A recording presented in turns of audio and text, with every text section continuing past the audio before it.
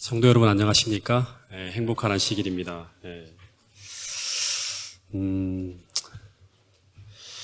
요즘 세상이 아주 시끄럽죠? 그죠? 그래서 아주 요동하는 세상 속에서 우리가 어떻게 살아야 될지에 대한 주제를 가지고 오늘 여러분들과 좀 말씀을 나눌 텐데요. 많은 말씀을 나누기에 앞서서 이제 오늘 우리가 2016년도에 해야 될 아주 중요한 행사인 직원들을 선출했습니다. 그래서 우리가 이 선출되어진 재직들이 하나님의 뜻을 잘 받들 수 있도록 기도해 주시기를 바라겠습니다.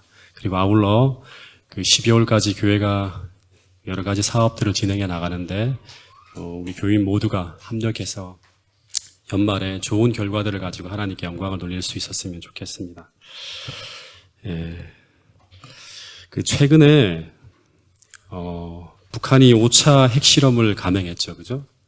그러면서 대한민국의 상황이 굉장히 불안정하게 흘러가고 있습니다. 왜냐하면 이제 이 북한이 5차 핵실험을 했다는 것은 그 미국이나 러시아 같은 경우도 5차 핵실험을 통해서 뭐를 이제 얻냐 그러면 핵을 소형화하고 경량화하는 이제 그런 이제 결과들을 얻었다 그럽니다. 그러니까 소량화하고 경량화할 수 있는 그 모든 것들을 한 5차 핵실험을 좀 하면 이제 그게 이루어진다 그럽니다. 근데 이것이 얼마나 무서운 일인가 하면 이제 바로 북한이 우리가 맨날 뉴스에서 보도하는 ICBM이라는 이 이제 장거리 대륙간 탄도미사일에다가 핵을 탑재해서 미국의 군사기지인 이제 일본이라든가 오키나와 같은데 그죠? 괌이라든가 그리고 심지어 미국 본토까지 핵으로 공격할 수 있는 능력을 보유했다는 것을 의미하는 거예요. 이건 다시 말하면 이제 북한은 그 어떤 나라도 함부로 건들 수 없는 국제적으로 통제가 힘든 나라가 되었다는 것을 의미하는 거라 그럽니다. 근데 이런 이제 통제 불능이 된 북한과 이제 우리나라가 극한 대치를 하고 있는 상황이에요. 그러니까 상당히 지금 국제 정서라든가 한반도를 둘러싼 우리가 살고 있는 이 땅을 둘러싼 여러 가지 상황들이 요동치고 있는 거예요. 우리는 굉장히 편안하게 지내고 있지만. 그리고 제가 또 하나 최근에 이제 이 설교를 준비하고 있는 사이에 이제 제가 전도회로 나갔었죠, 그죠? 경주에서 대한민국이 이제 지진을 관측한 이래 최대 강도라 그럽니다. 5.8, 5.1 이런 큰 지진이 2번씩이나 터졌어요. 그래서 경주에 사는 사람들은 이 지진이 터졌을 때 우리는 이제 뭐 멀리 있으니까 잘 못 느낄지 모르지만 집에 들어가지도 못하고 밤새 불안에 떨며 보냈다고 합니다. 그러니까 이 지진 트라우마가 제일 무섭다 그럽니다. 막 땅이 흔들리고 할 때. 그리고 2달이 지나가고 있는 지금까지 한반도를 뒤흔들고 있는 지진이 사라지지 않고 계속 일어나고 있습니다. 어제도 한 영덕 앞바다에서 2.8, 그 다음에 그 전날도 경주에서 뭐 2점 몇, 그리고 신안 앞바다에서 또 2점 몇, 계속 지진이 일어나면서 우리가 살고 있는 이 땅이 마치 안전한 곳이 아니라는 듯 계속 흔들리면서 우리를 불안에 떨게 만들고 있습니다. 그리고 더욱 우리를 불안하게 만들고 있는 게 뭐냐 그러면, 우리를 흔들고 있는 게 뭐냐 그러면 바로 우리가 먹고 사는 문제인 이 한국 경제 문제입니다. 그동안 뭐 우리나라 하면 이제 수출 주력 산업이 이제 반도체, 자동차, 조선업 이런 건데, 이런 모든 이제 국가 경제 엔진과 같은 이런 모든 산업들이 다 빨간불이 켜지고 있고, 그리고 나라의 현주소를 알려주는 각종 경제 지표들이 모두 내리막길을 막 내려가는 거예요. 경제 성장률, 그 다음에 뭐 GNI, 그 다음에 모든 지표들이 다 끝모를 내리막으로 한국 경제가 내려갈 것이라고 지금 진단하고 있습니다. 그래서 경제학자들이 대한민국이 앞으로 한 40년간 장기 불황의 늪으로 빠져들 수 있다고 예견하고 있습니다. 지금 현재가 가지고 있는 이런 시스템이라든가 이런 여러 가지 모습들을 가지고 미래를 내다볼 때 그런 이제 어두운 전망을 하고 있다 그럽니다. 근데 이 한국 경제에 먹구름이 들이우는 이런 뭐 조선업 붕괴, 한진해운 사태 이런 것들이 일어나면서 지금부터 계속 실업자들이 늘어나게 되고, 그리고 이거를 막기 위해서 계속 단기 처방, 가계부채가 계속 올라가고 있는 거예요. 언젠가는 이런 모든 것들이 붕괴될 수 있다는 그런 걸 알려주고 있습니다. 근데 설상가상으로 또 하나 이제 터졌죠. 그죠? 이런 상황 속에서 이 모든 것을 컨트롤하면서 미래를 대비하여서 방향을 잡아주어야 될 정부가 대통령부터 시작해서 연루된 최악의 권력형 비리로 이제 휘말려 들어가는 거예요. 국정이 다 마비가 되는 거예요. 그러니까 대한민국이 완전히 먹구름에 휩싸여 있는 거예요. 모든 상황들을 내다본다 그러면. 그러면서 오늘 이 시대를 살고 있는 이 대한민국의 모든 국민들이 느끼는 것은 뭐냐 그러면 첫 번째는 불안하다는 거예요. 두 번째는 암담하다는 거예요. 다시 말해서 희망이 보이지 않는다는 거예요. 여러분, 세상이 지금 굉장히 요동치고 있습니다. 근데 이러한 때 우리가 어떻게 살아야 하는가? 다시 말하면 우리 그리스도인이잖아요. 그렇죠? 그러니까 우리가 이런 부분들을 볼 때마다 같이 세상에 바라보는 이런 사건들에만 매달리는 게 아니라 성경을 통해서 이런 시대를 걷는 오늘 우리들이 어떻게 걸어야 될지에 대한 부분들을 정확한 답들을 성경에서 찾고 소망이 없는 세상에서 희망과 소망을 발견하는 사람들이 바로 누구냐 그러면 오늘을 살아가는 그리스도인이라는 거예요.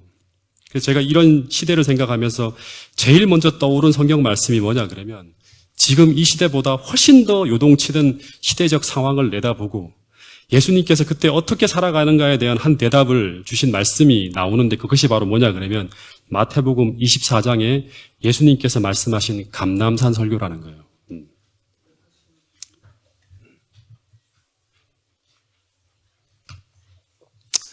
이 마태복음 24장 1절부터 이제 쭉 끝까지를 읽어보세요. 한번 읽어보시면 예수님이 감람산에서 제자들과 함께 올라가서 그 산 아래에 내다 보이는 너무나 찬란한 성전을 쭉 보시면서 무슨 말씀을 하셨냐 그러면 이 성전이 언젠가 돌 하나도 돌 위에 첨놓이지 않고 다 무너지게 되는 엄청나게 혼란스러운 시대가 곧 돌아올 것이라고 도래할 것이라고 제자들에게 말씀하셨어요.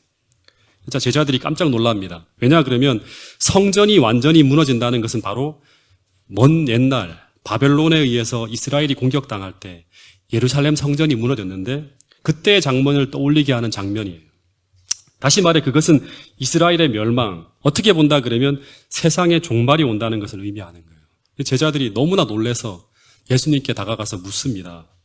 어떻게 묻냐 그러면 자 같이 읽어보겠습니다. 시작. 예수께서 감람산 위에 앉으셨을 때에 제자들이 종용히 와서 가로되 우리에게 이르소서 어느 때에 이런 일이 있겠사오며 또 주의 임하심과 세상 끝에는 무슨 징조가 있사오리이까. 네, 예수님 어느 때에 이런 일이 벌어집니까? 그리고 예수님의 그때는 바로 주의 임하시는 때고 세상 끝이 아닙니까? 그때 무슨 징조가 있을까요? 라고 묻습니다. 그래서 예수님이 그 이야기를 쭉 듣고 난 다음에 그 질문에 대한 대답으로 쭉 이야기가 이어지는데요. 그 이야기를 크게 네 가지로 이제 예수님이 종말로 세상이 흘러갈 때, 다시 말하면 세상이 굉장히 혼란스러워질 때, 그때 벌어질 사회 현상과 세상의 현상을 네 가지로 말씀하셨는데, 첫 번째는 뭐냐 그러면, 이건 잘 기억해 놓으세요. 첫 번째는 그때 잘못된 성경적 가르침을 가지고 등장하는 사람들이 엄청나게 들끓게 될 것이라는 거예요. 다시 말해서 세상이 요동치면서 흔들릴 때 세상은 극도로 혼란해지고 그때를 틈타서 온갖 이설과 이런 시류에 편승한 거짓된 가르침들이 세상에 등장하게 될 것이라는 거예요. 그 세상을 잘못되게 해석하는 그런 예언이라든가 그런 이야기들이 막 등장할 거라는 거예요. 그래서 뭐가 진리인지, 뭐가 가짜인지, 뭐가 오류인지 도대체 구분이 되지 않는 상황들이 도래할 거라는 거예요. 막 이상한 일들이 막 벌어지는 거예요. 그래서 그런 혼란한 시대를 살아가는 오늘 우리들에게 그런 오류와 거짓에 흔들리지 않고 요동하지 않으면서 살아가기 위해서 우리는 성경을 연구하고 또 연구해서 오늘 우리 시대를 비추고 있는 건전한 하나님의 말씀을 정확하고 분명하게 연구해서 성서적이지 않은 것들을 분별해낼 수 있는 건전한 영적 분별력이 필요하다고 이야기하고 있는 거예요. 사람을 믿지 못하는 시대가 도래할 거예요. 그래서 그럴 때 우리가 오직 믿을 수 있는 게 뭐냐 그러면 그리스도인에게는 성경이에요. 이 성경을 가지고 판단하고 분별하면서 그런 모든 잘못된 것들을 분별해낼 수 있는 그런 분별력이 있지 않으면 우리는 같이 요동하며 흘러가게 된다는 거예요. 두 번째는 어떤 일이 벌어지냐 그러면요. 난리와 난리의 소문이에요. 세상에는 온통 난리와 난리의 소문이 무성하게 된다고 합니다. 다시 말해 이게 무슨 말인가 하면 기근, 전쟁, 전염병, 전쟁과 분쟁으로 인한 여러 가지 자연재해, 이런 난리와 난리의 소식으로 한마디로 말하면 완전히 평안이 사라진 듯한 그런 세상을 우리가 지나가게 될 거라는 거예요. 마지막에. 어쩌면 지금보다 훨씬 더 혹독한 어려움이 몰려올 수도 있다는 것을 이제 예견하고 있어요. 예수님이 이 마태복음 말고 누가복음 21장 26절에는 세상 사람들이 세상에 임할 일을 예견하고요. 이런 상황이면 이런 일들이 벌어질 거라는 걸 생각하고 무서워함으로 어떻게 한다? 정말 혼절할 수밖에 없는 그런 어떤 엄청난 일들도 벌어질 수 있다고 이야기하고 있습니다. 다시 말하면 지금 트럼프의 당선 예측 못했죠. 그죠? 그런 사람이 어떻게 세계의 지도자로 당선될 거라고 상상할 수 못할 그런 일들이 벌어지는 거예요. 최순실 사태, 기절할 일이죠. 그죠? 하지만 더한 일들이 벌어질 수 있다고 성경은 이야기하고 있습니다. 그런데 그런 일이 벌어진다고 하더라도 우리는 이 세상이 절대 주님이 통제하시는 궤도를 이탈해서 돌아가는 것이 아니라 그분이 지시하시고 예언하신 그 범위 안에서 세상이 통제되어 돌아가고 있다는 것을 성경을 통해서 확인함으로 그 믿음을 가지고 흔들리지 않고 그 때를 견디면서 지나가야 한다는 거예요. 그 세 번째는 뭐냐 그러면 이 말씀을 같이 한번 읽어볼까요? 마태복음 24장 12절입니다. 시작. 불법이 성함으로 많은 사람의 사랑이 식어지리라. 세 번째는 이 사회적으로는 어떤 현상이 벌어지는가 하면 불법이 성행하여 처처의 범죄가 난무하고 그리고 사람들의 사랑이 식어가는 일들이 벌어진다는 거예요. 이 말이 무슨 말인가 하면 세상에 믿을 곳이 없어지고요. 기댈 곳이 없어지는 참으로 삭막하고 잔인하고 무서운 세상을 우리가 마지막 시대를 지나가며 경험하게 된다는 거예요.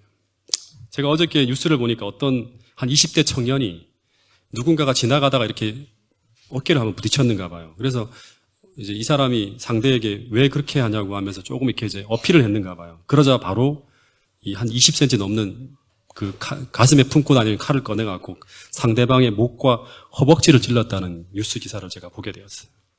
여러분, 지금 세상 사람들은요, 어디까지 변해가고 있냐 그러면 상대의 생명을 존중하지 않아요. 상대의 형편을 생각하거나 고려하거나 이해해서 참아주거나 기다려주지 않아요. 다시 말하면 이게 무슨 말인가 하면 자비와 사랑이 완전히 고갈되어진 너무나 냉혹하고 무서운 세상을 우리가 지금 살아가고 있다는 거예요. 여러분, 이러한 때를 지나가는 오늘 우리들이 어떻게 이 세상을 살아야 될까 고민해야 됩니다. 이런 기댈 곳이 없는 차갑고 무서운 세상을 살아가는 사람들에게 냉혹한 겨울이에요. 그죠? 지금 거의 세상은. 그런데 교회는 그 차갑고 냉혹한 세상에 따뜻한 모닥불이 피어 있는 곳과 같은 곳, 세상의 추위를 피할 수 있는 곳, 어떻게 보면 이 쉴 곳 없는 이 세상의 피난처와 같은 곳, 희망이 사라진 세상에 희망과 소망의 불씨를 살릴 수 있는 곳, 그곳이 오늘 살아가는 이 세상의 교회가 되어야 한다는 거예요. 이게 교회의 사명입니다. 그래서 동작중앙교회는 정말 더욱 사랑이 넘치고 더욱 자비가 넘치고 더욱 은혜가 넘치고 더욱 희망이 넘치고 더욱 사람들에게 이렇게 우리가 기댈 수 있는 곳이 될 수 있는 세상이 필요로 하는 그런 아름다운 교회가 꼭 되어야 한다는 거예요. 그것이 마지막 때 하나님이 교회를 통해서 기대하시는 모습이라는 거예요. 여러분, 꼭 그런 교회를 우리가 만들어낼 수 있는 동작중앙교회 성도 여러분들이 될 수 있기를 간절히 바라겠습니다. 그리고 네 번째는 마지막 네 번째죠. 그죠? 이 징조 네 번째입니다.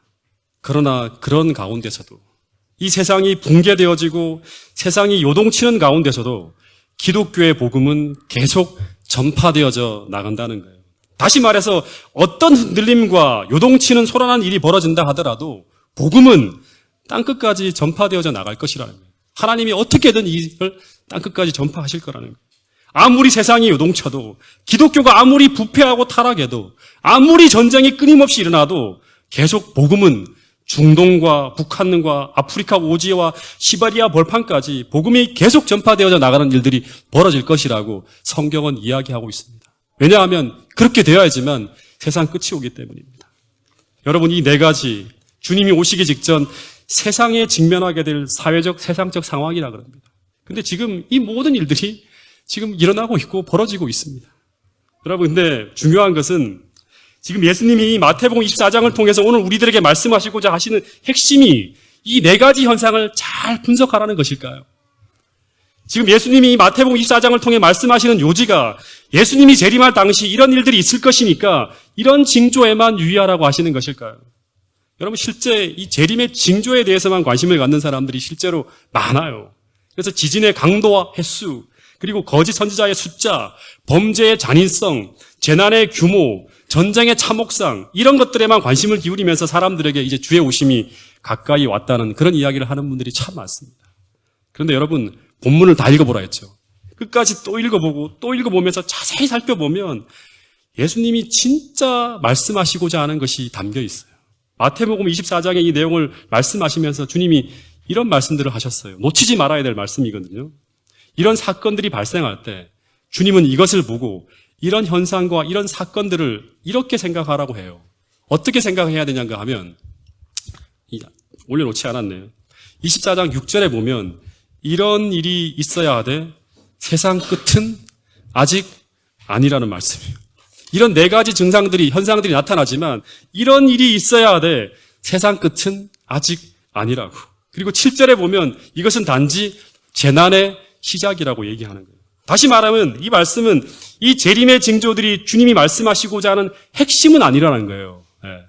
서로는 되지만 여러분 실제 이 말씀 그대로 감람산에서 이 설교를 들은 12제자들은 당시 예루살렘이 멸망하기 전 이 모든 징조가 성취되어지는 것을 당시 그 시대를 지나가면서 거의 다 목격을 하였습니다. 그 세상 멸망과 같은 예루살렘 멸망 당시 전쟁이 터지고 극심한 기근이 몰아닥칠 때 실제 요세푸스의 전쟁사를 보면요. 유대 전쟁사를 보면 당시 부모 형제 간의 사랑이 다 사라집니다. 그 사회에서. 그리고 부모가 식량이 떨어지니까 자녀들을 식량으로 삶아 먹는 일이, 그 무시무시한 일이 벌어졌다고 당시 참상을 요세푸스 전쟁사에 기록해 놓고 있습니다. 그러나 그런 상황이 벌어지고 그런 엄청난 일들이 벌어졌지만 그럼에도 복음은 계속 유럽으로, 아프리카로 땅끝까지 계속 전파해 들어가는 것을 제자들은 보고 있었어요. 그리고 그 이후에도 중세시대에 이 페스트라는 유럽 인구의 3분의 1이 사라지는 세상이 존재한 일에 가장 무시무시한 역병이 돌았지만 그러나 여전히 오늘 우리는 그 흔들리는 세상에서 여전히 살아가고 있어요.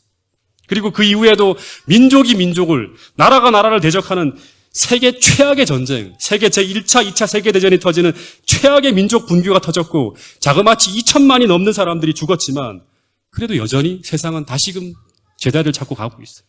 그리고 그 이후에도 동일본 대지진, 그리고 태국에서 피피섬에 쓰나미로 수십만 명이 죽어나가는 지축이 흔들리는 엄청난 재앙이 터졌지만 그러나 주님은 그 이후에도 오시지 않았어요.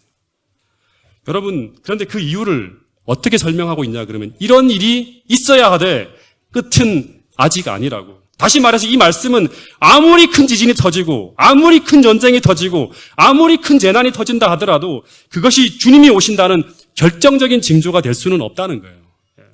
그 이유는 우리가 다니엘 계시록의 예언이 그 대답을 말해주고 있어요. 그래서 이 세미나를 우리가 12월 달에 여는 거예요. 그죠? 그 디테일한 일들이 벌어지는 과정에서 결정적인 예언에 대한 단서는 다니엘과 계시록에 담겨 있다는 거예요. 근데 왜 이런 징조에 대해서 말씀을 하셨을까요? 이제부터 중요한 내용이 나옵니다. 다시 말해 주님이 진짜 이 마태복음 24장의 이 요동치는 종말의 세상을 살아가는 우리들에게 하시고자 하는 말씀은 바로 이것입니다. 같이 읽어보겠습니다. 마태복음 24장 32절부터 35절 말씀입니다. 시작. 무화과 나무의 비유를 배우라.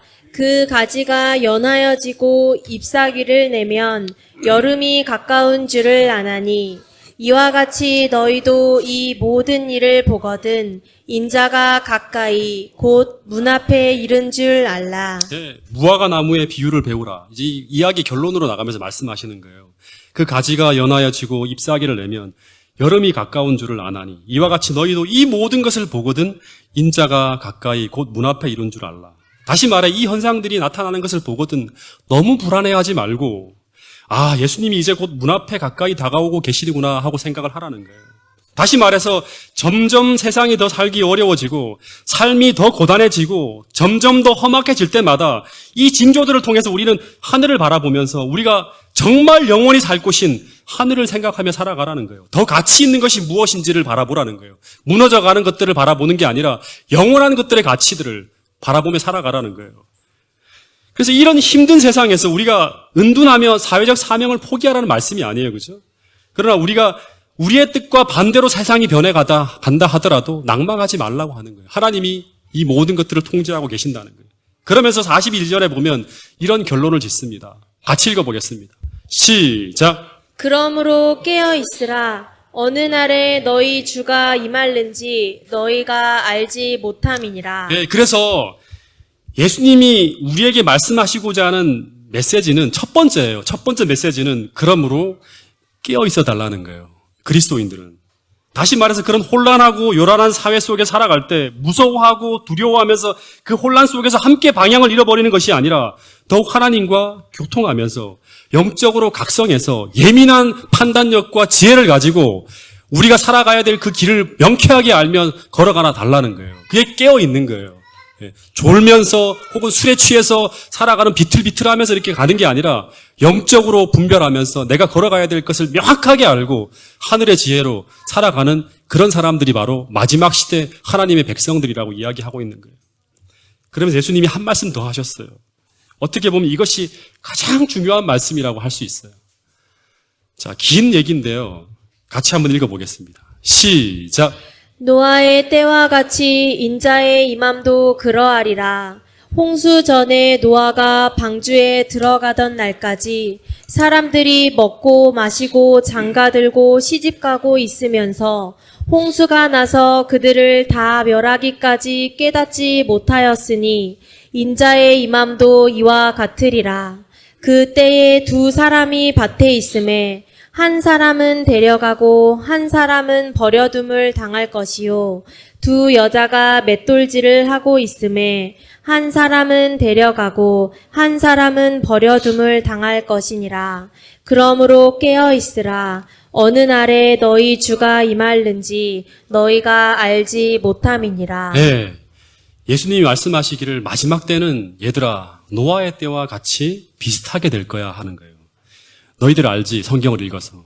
홍수 전에 노아가 방주에 들어가는 날까지 어떤 일이 벌어졌지? 사람들이 먹고 마시고 장가들고 시집가고 있으면서 홍수가 나서 그들을 다 멸하기까지 사람들이 깨닫지 못했어. 똑같아. 인자의 임함도 그렇게 될 거야 하는 거예요. 이게 무슨 말일까요? 예? 이게 무슨 이 문맥을 보면 정확하게 이해될 수가 있어요. 예수님이 뭐라고 하는가 하면 이 노아의 시대와 같이 인자에 오는 때도 사람들이 언제나 그랬던 것처럼 집을 짓고 언제나 그랬던 것처럼 먹고 마시고 언제나 그랬던 것처럼 시집가고 장가가고 언제나 그랬던 것처럼 맷돌 갈고 어떤 사람은 밭을 갈고 언제나 그랬던 것처럼 지진이 나고 언제나 그랬던 것처럼 역병이 나고 언제나 그랬던 것처럼 부패하는 일이 난무하는 그때 다시 말해서 루틴한 일들 일상적이고 평범한 일이 반복되는 그때 예수님이 오신다는 거예요. 다시 말하면 이걸 적용하면 그대로 이경주 집사님은 여전히 피아노 학원에서 피아노 학원을 하고 있고 여전히 구일환 집사님도 자신의 영역에서 일을 하고 박성원 집사님이나 조유미 청년은 병원에서 치과에서 진료를 하고 조미래 집사님은 계속 이 시스템을 운영하고 있고 김무순 집사님은 여전히 방문을 하고 있고 그리고 저도 똑같이 교회에서 설교하고 선교한 일을 하고 있는 그때 그러한 일상적인 일들이 돌아가는 그때 예수님이 오신다고 이야기하고 있는 거예요. 맷돌 갈고 밭에서 하는 이 모든 일들은 그걸 설명하고 있는 거예요. 여러분 그래서 잘 들으세요. 세상이 흔들리고 요동치는 이 세상은 종말이 되어 갈수록 여전히 요동치겠지만 아니 더 심하게 요동칠지도 모르겠지만 그러나 그 요동치는 세상의 강도가 더 강해진다고 하더라도 그 사건은 또 지나가고 우리는 또 여전히 그 상황에 적응해서 일상의 삶으로 돌아갈 것이라는 거예요.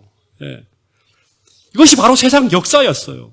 예루살렘 성전이 무너지고 역병이 돌고 세계 1, 2차 세계대전이 벌어지고 동일본 대지진이 터지고 9.11 테러가 터졌지만 주님이 곧 오실 것 같고 세상이 종말이 올 것 같지만 그 소란함은 다 지나가고 여전히 우리의 일상의 삶은 또 똑같이 돌아가는 거예요. 여러분 그래서 부패가 터지고 경주에서 지진이 나고 트럼프가 당선되고 경제가 대공황으로 갈 것처럼 요동치는 이때 우리는 이 세상에 요동치는 그 나타나고 드러나는 현상의 작은 파도를 보는 것이 아니라 하나님께서 6,000년 동안 이 세상을 경영하시면서 이끌어가고 계시는 그 거대한 바다의 물결이 흘러가는 역사의 거대한 조류를 볼 수 있어야 한다는 거예요. 그래서 우리가 다니엘스와 계시록이라는 예언 연구를 하는 거예요. 피상적인 것만 보는 게 아니라 역사를 어떻게 하나님이 경영해 가시는지 창세기부터 계시록까지를 다 보는 거예요. 여러분 그래서 이 사건 하나하나에만 주목하면서 일희일비하고 시류에 편승해서 요동치는 것이 아니라 늘 깨어서 각성되어진 양심과 영적 분별력을 가지고 오늘 일상의 삶 속에서 오늘 나에게 주어지고 내가 해야 되는 내가 가야 하는 그 길이 무엇인지를 명확히 보면서 그 일을 묵묵하게 해나가는 진실한 그리스도인이 꼭 되어야 한다는 것입니다. 여러분 그래서 쓰나미가 터지고 지진이 터지고 강력한 살인사건이 날 때만 말세구나 하면서 반짝하는 사람이 아니라 노아처럼 평범한 일상의 삶 속에서 이 120년 동안 묵묵히 주의 약속을 고대하면서 세상의 종말이 올 때까지 세상을 구원할 피난처와 구원의 방주를 준비하는 그런 사람들이 진짜 하나님께서 마지막에 필요로 하는 그리스도인이라는 사실입니다. 여러분, 징조가 있을 때나 없을 때나 매일 매순간 주님이 말씀하시는 그 약속만을 바라보고 일상의 삶을 성실하고 진실하게 살아가던 그 노아처럼 하늘이 두 쪽 난다 하더라도 묵묵하게 오늘 내가 살아가는 그곳에서 그리스도의 사랑을 증거하고 진실하고 성실하게 일상의 일을 행하면서 그리스도의 구원을 증거하는 진실한 참 하나님 백성들이 동작중앙교회 성도들이 될 수 있기를 간절히 바라겠습니다.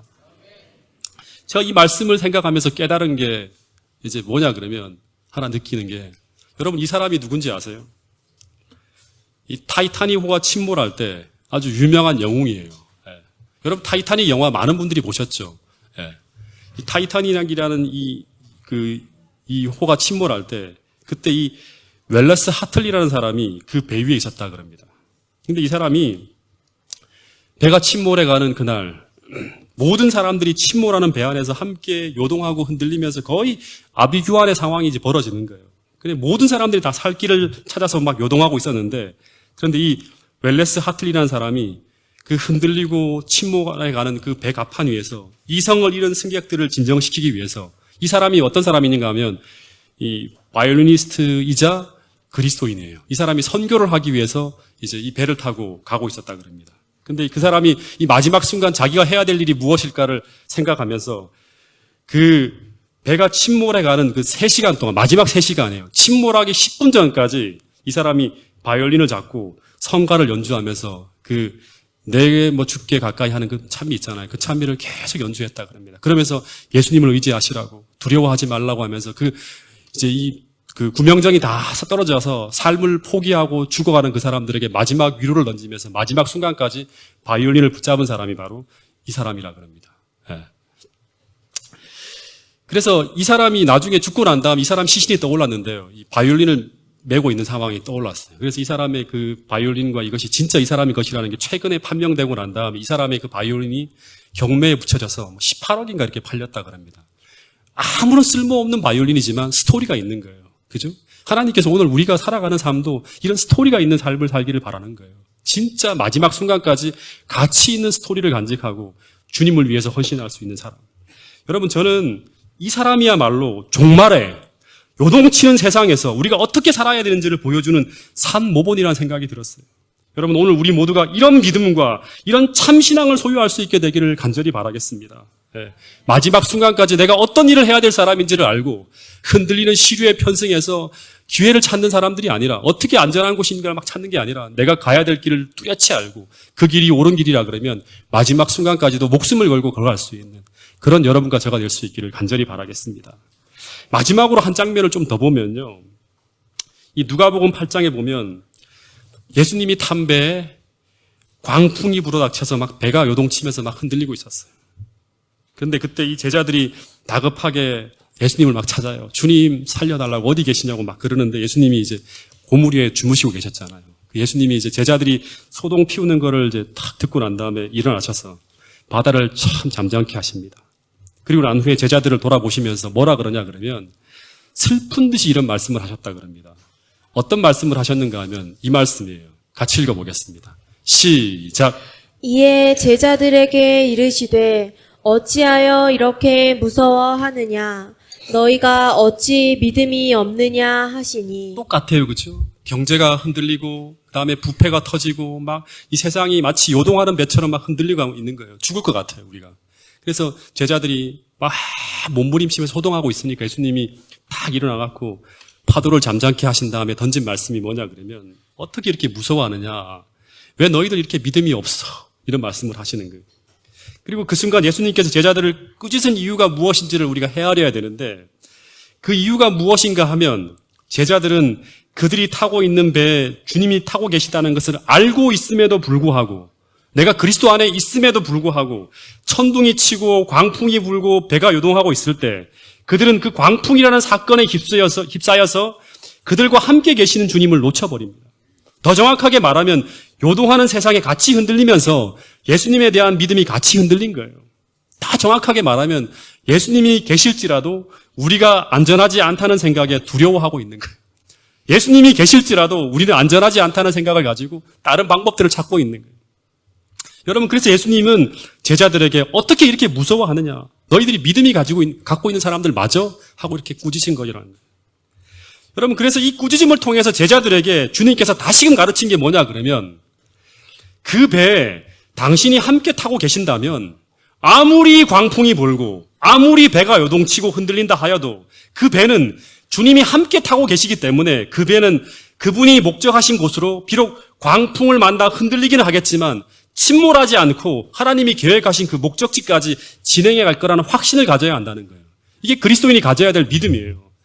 마찬가지로 지금 세상이 아무리 광풍이 몰아치고 아무리 물이 타들어온다 하더라도 주님이 나의 인생의 배에 타고 계시다면 주님이 타신 배는 주님이 원하시는 목적하는 그 목적지까지 분명히 우리를 그리고 여러분들을 인도해 가실 것이라는 믿음이 있어야 한다는 거예요.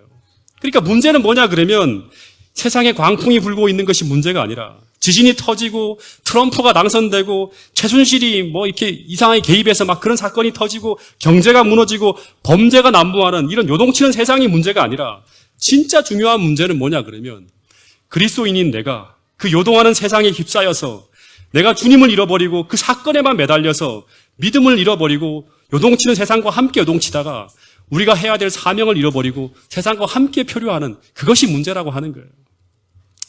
여러분, 세상에 가장 캄캄한 어둠이 임한다 하더라도 이 세상에 칠흑 같은 어두운 상황이 도래한다 하더라도 여러분 기억하시기 바랍니다.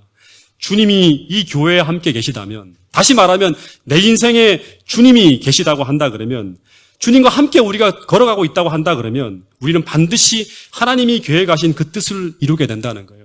그게 가장 안전한 거예요. 여러분, 이 믿음을 가지고 이 마지막 시대에 흔들리지 않고 살아갈 수 있는 여러분과 저가 될 수 있기를 간절히 바라겠습니다. 얼마 전에 다인이가 전화가 탁 왔어요. 뭐라 그러냐 그러면, 엄마, 아빠, 나 이제 롯데월드에서 롤러코스터를 탄다고 하는 거예요. 그래서 전화하는 걸 들어보니까 벌벌 떨면서 전화하는 것 같아요. 제가 어떻게 했을까요? 야, 이제 큰일 났다. 막 이렇게 얘기했을까요? 그렇지 않고 깔깔깔 웃으면서 즐겨. 이렇게 얘기해서 즐겨. 잠시 후에 이제 다인이가 막 탔는가 봐요. 타고 난 다음에 다시 전화가 와서 이제 성주 엄마가 물었어요. 어땠냐고 물었어요. 그랬더니 막 이야기하는 걸 들어보니까 흔들리고 요동치고 내리막으로 추락하고 절벽으로 떨어지는 듯한 아찔한 느낌이 수도 없이 왔지만, 그래서 심장이 터질 것 같았지만, 두려워 죽을 것 같았지만 그것이 다 지나가고 난 후에 너무 재미있었다고 얘기하는 거예요. 여러분, 제가 자주 얘기하지만 우리가 이 마지막 세상을 살아가는 가운데 벌어지는 일들은 어쩌면 우리가 마치 롤러코스터를 타는 것과 같은 일이 벌어질지도 몰라요. 거의 비슷한 것 같아요. 그죠? 우리가 예수님이 우리와 함께 계시지만 광풍은 불어요. 그죠? 광풍이 피해가는 게 아니에요. 예수님이 함께 하시지만 우리 삶에 이런 여러 가지 어려운 일들이 터집니다. 건강의 문제 또는 자녀 문제 또는 우리가 살아가는 경제 문제 다 터져요. 그럼 우리가 흔들릴 수 있는 거예요.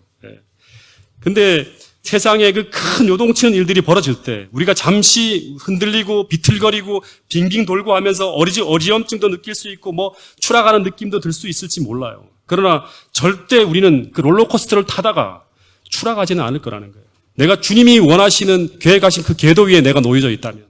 왜냐하면 그 열차는 정확하게 계획되어진 궤도만 달리지 그걸 벗어나서는 어떤 일이 벌어지지 않는다는 거예요.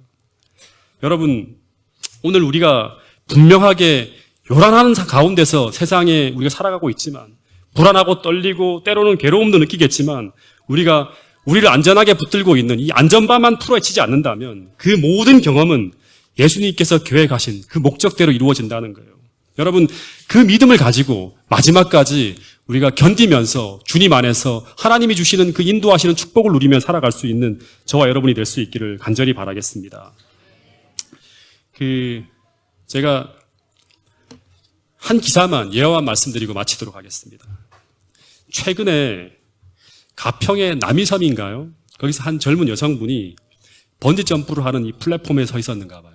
너무나 이제 무서워서 이렇게 주저주저 하는데 그 아래에서 그 영상을 촬영하는 남자친구가 뛰어내리라고 하면서 깔깔거리며 막 웃어요. 왜냐하면 모든 안전장치가 다 되어 있기 때문에 걱정하지 말고 뛰어내리라는 거예요. 그러다 그 여자친구가 주저주저 하다가 그 줄을 믿고 뛰어내렸어요. 근데 보통은 뛰어내리면 잠시 추락하다가 그 줄이 다시금 이제 그 여자분을 끌어올려야 되는데 근데 그 줄이 탁 끊어지면서 그대로 아래로 추락한 거예요. 그래서 여성분이 이제 목숨을 잃어버릴 수도 있었어요. 근데 이 물이라서 다행히 그 여성분이 크게 다치긴 했지만 생명에 지장이 없다 그럽니다. 그래서 뭐 안전 관리하는 회사 측이 조사를 받고 그다음에 뭐 여러 가지 어떤 그런 이제 일들이 기사에 난 걸 제가 보게 되었습니다. 여러분, 그래서 마지막에 우리가 꼭 기억해야 될 게 뭐냐 그러면 마지막 한 가지입니다. 지금 요동하고 불안정한 세상 속에서 우리가 붙들고 의지하는 그 안전장치가 이 불안한 세상에서 내려준 줄인지 아니면 절대 끊어지지 않는 예수님의 견고한 밧줄인지 스스로를 한번 점검해 봐야 한다는 거예요. 만약 그것이 하늘로부터 내려준 줄이 아니라면 우리는 그 여성처럼 우리가 철석같이 믿고 있는 그 밧줄이 끊어짐으로 말미암아 우리 인생은 파산을 맞이할 수도 있다는 거예요. 여러분, 이제 앞으로 주님이 오시기 전에 아마 이 롤러코스터를 타는 것처럼 번지점프를 뛰어내리는 것처럼 요동치는 세상 속으로 우리가 들어갈 수 있을지 모르겠습니다. 여러분, 오늘 이 순간부터 우리가 붙들고 있는 모든 믿음의 안전벨트를 다시금 꼼꼼하게 점검해 볼 수 있는 저와 여러분들이 될 수 있기를 간절히 바라겠습니다. 만약 이것이 정확하게 메어져 있다면 우리는 어떻게 본다 그러면 이 마지막 시대에 신나는 믿음의 모험을 즐길 수도 있을지 모르겠습니다. 여러분, 꼭 그런 믿음을 가지고 이 마지막 시대를 살아가는 저와 여러분이 될 수 있기를 간절히 바라면서 말씀을 드리도록 하겠습니다. 하늘아버지, 오늘 이 요동치는 세상을 살아가면서 주님, 오늘 우리에게 주신 이 말씀들이 얼마나 우리에게 큰 위로가 되고 또 우리에게 큰 평안이 되는지를 모르겠습니다. 주님, 오늘 이 요동치는 세상 속에서도 주님이 여전히 우리를 붙들고 계시고 우리를 인도하고 계신다는 사실을 말씀을 통해 점검하게 하여 주시고 또 우리가 반드시 붙들고 메어야 될 그 믿음의 안전장치를 다시금 점검할 수 있도록 도와주셔서 절대 이 요동하는 세상에 함께 표류하며 흘러가는 것이 아니라 우리가 이 마지막 시대에 우리가 해야 될 일들을 분명히 이해하고 주님이 원하시는 그 방향으로만 살아갈 수 있는 믿음의 사람들이 동작중앙교회 성도들이 될 수 있도록 인도하여 주시옵소서. 예수님 이름으로 기도드렸습니다. 아멘.